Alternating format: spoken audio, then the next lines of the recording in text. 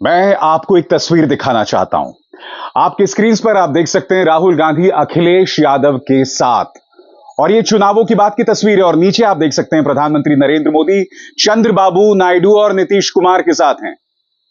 प्रधानमंत्री नरेंद्र मोदी अगले प्रधानमंत्री बनने वाले हैं, मगर फिर भी इनके चेहरे की मायूसी देखिए। और दूसरी तरफ राहुल गांधी को 99 सीटें मिली हैं, 100 सीटें भी नहीं मिली हैं। हालांकि अखिलेश यादव ने उत्तर प्रदेश में सुपड़ा साफ कर दिया है भारतीय जनता पार्टी का, मगर चेहरे पर मुस्कान देखिए। यानी कि सरकार बनाने जा रहे हैं, मगर फिर भी चेहरे पर एक शिकन है। बदले बदले से मेरी सरकार नजर आते हैं, और कई लोग बदल रहे हैं दोस्तों। जी न्यूज क्या कर रहा है? जी न्यूज जो कि पहला गोदी मीडिया माना जाएगा, वो किस तरह से बाकी गोदी मीडिया न्यूज चैनल्स की पोल खोल रहा है, उसकी चर्चा कुछ देर बाद। मगर सबसे पहले कुछ तस्वीरें मैं आपको दिखाना चाहूंगा दोस्तों। ये तस्वीर आप देख रहे हैं, ये 2019 की तस्वीर है, जब प्रधानमंत्री जीतकर आए थे। दोनों हाथ उठे हुए हैं, साथ में अमित शाह है। अब थोड़ा जूम इन कीजिए, आप प्रधानमंत्री का चेहरा देखिए दोस्तों, चेहरे पर खुशी। अब एक वीडियो दिखाता हूं मैं आपको। यह है चुनावी नतीजों की शाम, जब प्रधानमंत्री नरेंद्र मोदी भाजपा के कार्यालय आते हैं। चेहरे पर एक मुर्दनी है। अगर थोड़ा ध्यान से देखें तो आंखों में हल्की सी नमी भी दिखाई दे रही है, यानी कि ऐसा लग रहा है कि आंसू बस टपकने वाले हैं। अब एक और तस्वीर देखिए दोस्तों, चुनावों से पहले की और चुनावों की बात की। और इस तस्वीर में आप प्रधानमंत्री नरेंद्र मोदी के उनके एलाइज के साथ देख रहे हैं। चलिए मैं आपकी और मदद करता हूं, पूरे स्क्रीन पर इस तस्वीर को देखिए। चुनावों से पहले की प्रधानमंत्री की तस्वीर और चुनावों की बाद की प्रधानमंत्री की तस्वीर, खासतौर से किस तरह से वो अपने सहयोगियों के साथ खड़े हैं।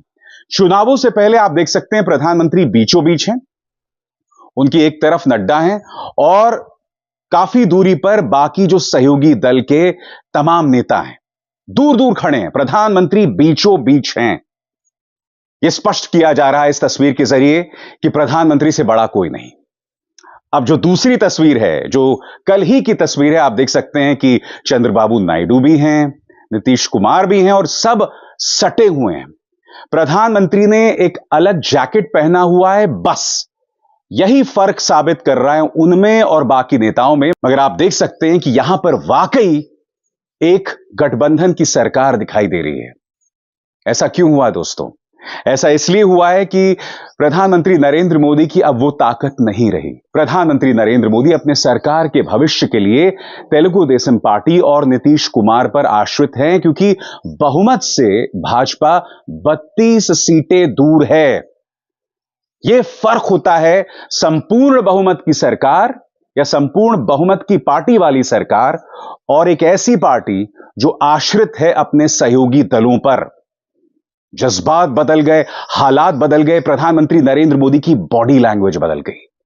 जीत के बावजूद प्रधानमंत्री नरेंद्र मोदी की आंखों में आंसू हैं। और क्यों? क्योंकि उत्तर प्रदेश, जहां पर इन्होंने धर्म की राजनीति खेली है, उन्होंने भाजपा को एक करारा तमाचा मारा है, एक करारा सबक दिया है कि आपको मुद्दों पर आना पड़ेगा। बेरोजगारी, महंगाई, असली मुद्दों की बात करनी पड़ेगी। हिंदू मुसलमानों को बांटकर, माहौल में जहर फैलाकर आप अपनी राजनीति नहीं कर सकते हैं। मगर बड़ा सवाल कि क्या प्रधानमंत्री नरेंद्र मोदी सबक लेंगे? इस सवाल का जवाब कुछ देर बाद मैं आपको दूंगा दोस्तों। मगर यह बयार कुछ बदल रही है।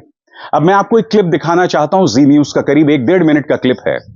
इसमें देखिएगा किस तरह से इनकी एंकर जो हैं और इनके साथ एक और मेल एंकर हैं, वो एग्जिट पोल्स को लेकर बाकी न्यूज चैनल्स को एक्सपोज कर रहे हैं। ये क्लिप देखिए, फिर मैं उसकी चर्चा करता हूं। देखिए। प्रत्युष इससे जुड़े हुए सवाल कहिए। पहला सवाल, स्टॉक मार्केट के बड़े निवेशकों के कहने पर आपने एग्जिट पोल दिखाया क्या? लाखों लोगों के घरों में चूल्हा नहीं जलेगा तो फिर जिम्मेदार कौन होगा? जब आपने जी न्यूज छोड़कर इंडिया टीवी शुरू किया था तो उस वक्त गुजरात के मुख्यमंत्री रहे नरेंद्र मोदी ने आपको पैसा दिलाया, इसलिए आपने ऐसा एग्जिट पोल दिखाया?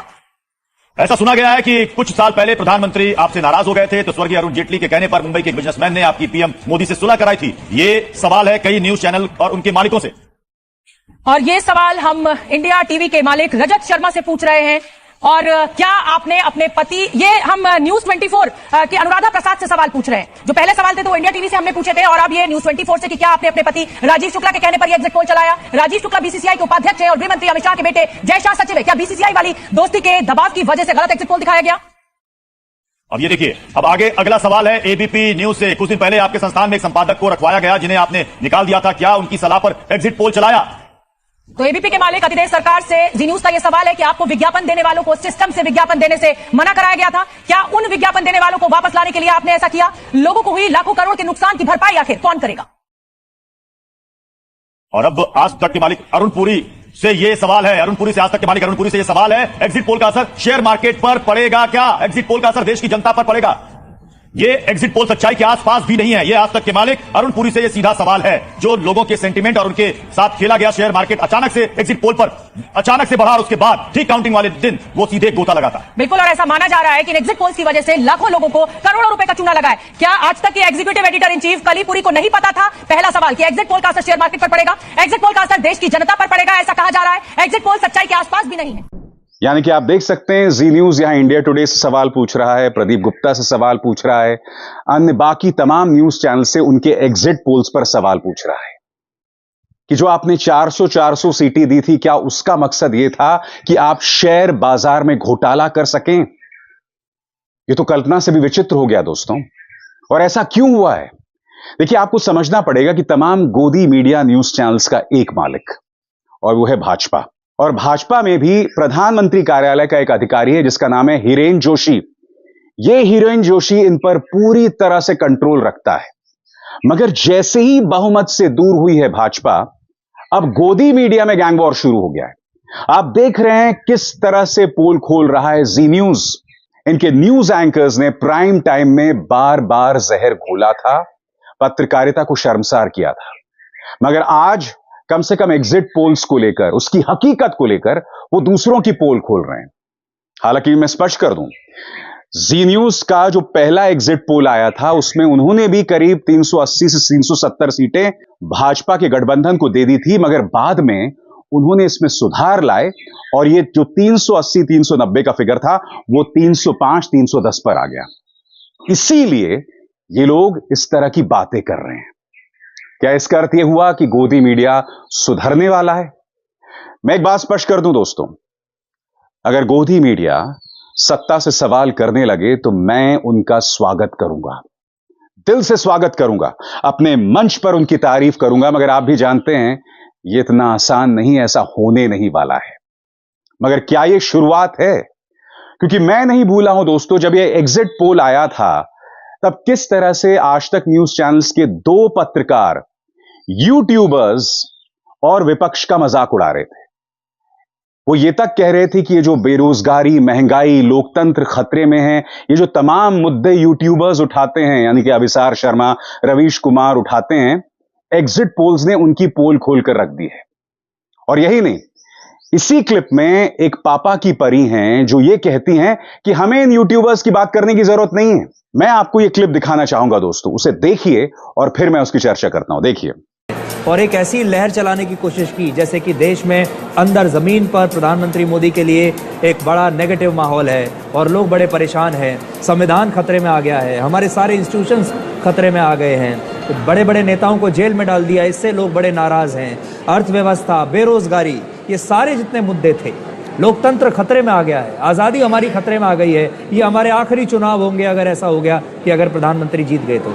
अब ये सारे लोग क्या करेंगे? चलिए, उनकी चिंता वो खुद करें, उनकी चिंता हमें करने की जरूरत नहीं है। और ना मैं मानती हूँ कि हमें उनको इतना स्पेस देना चाहिए कि आज तक जैसे चैनल पर अब अपना हमें अपने अगले वीडियो। बाद में दोस्तों इस क्लिप की खासी आलोचना हुई थी। विपक्ष ने और सभ्य समाज के कई लोगों ने कहा था कि भाई असली मुद्दे तो बेरोजगारी, महंगाई है ना।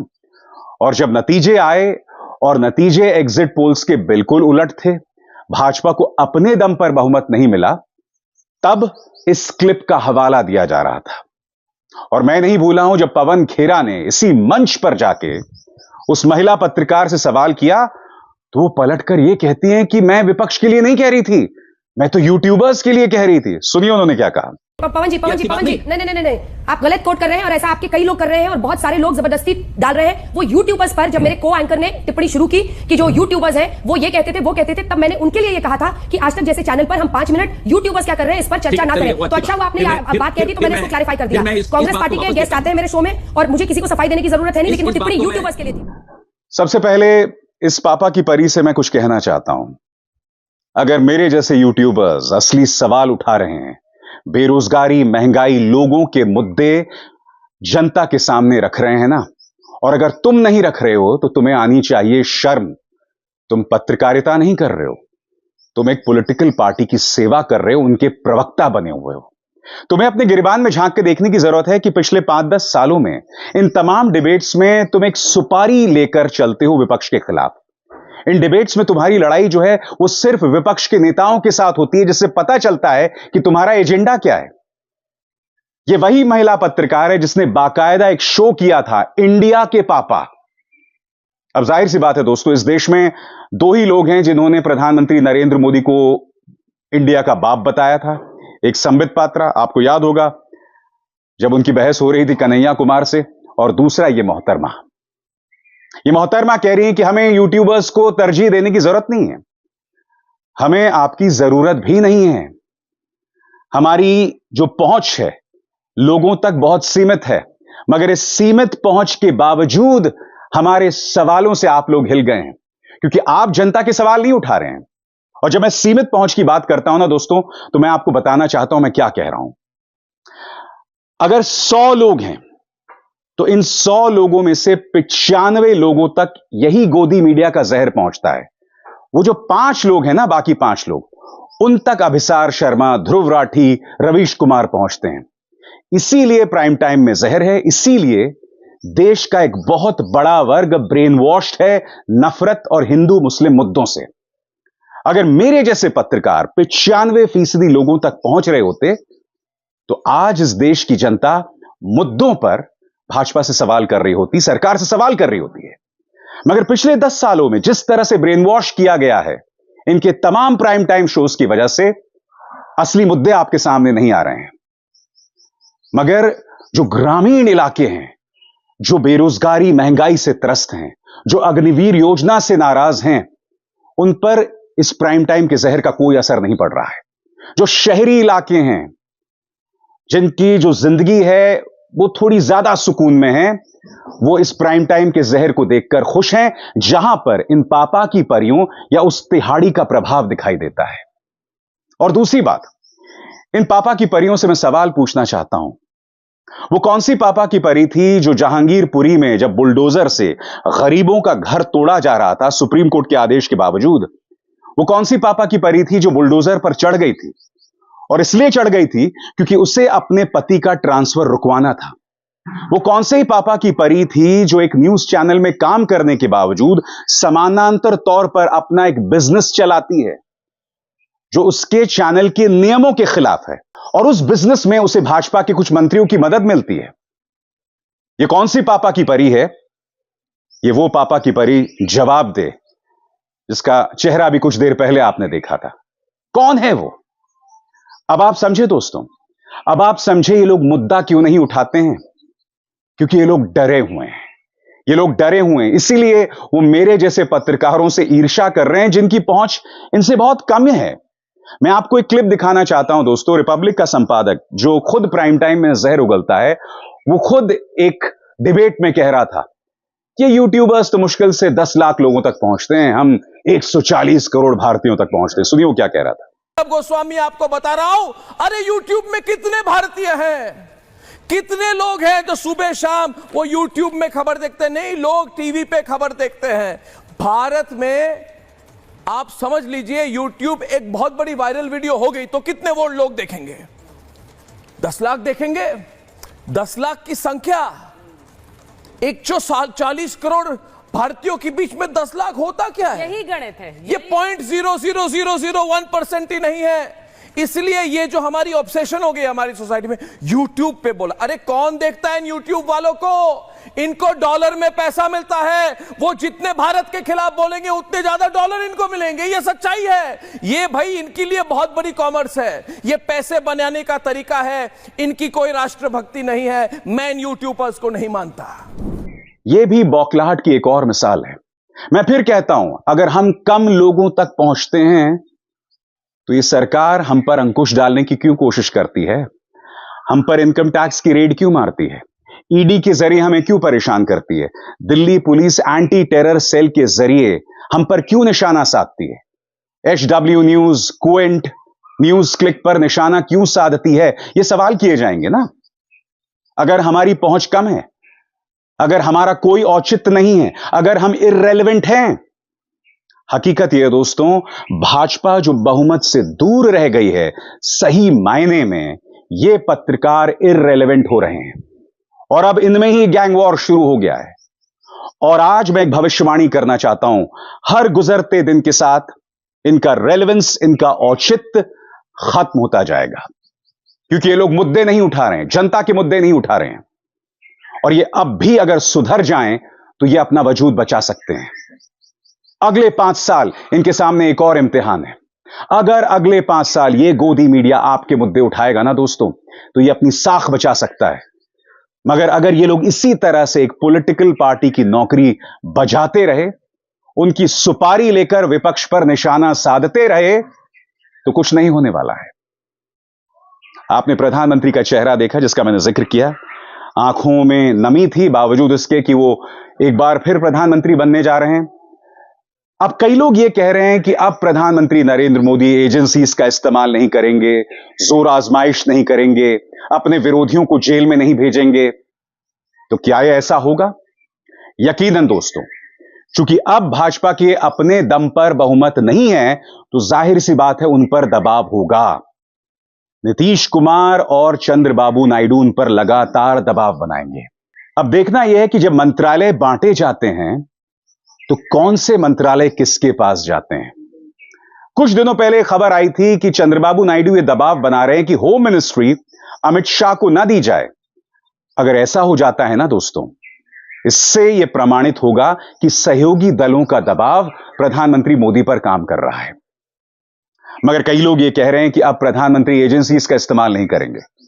तो मेरा क्या जवाब है, मैं आपको बताता हूं। यकीनन पहले की तरह प्रधानमंत्री मोदी ऐसा नहीं कर सकते, क्योंकि अब भाजपा अपने दम पर उसे बहुमत नहीं मिला है।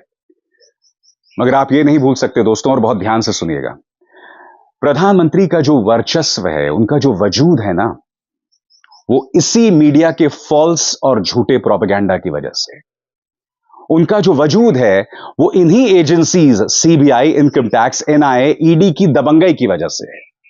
अगर इनकी दबंगई नहीं रहेगी तो प्रधानमंत्री का डर नहीं रहेगा।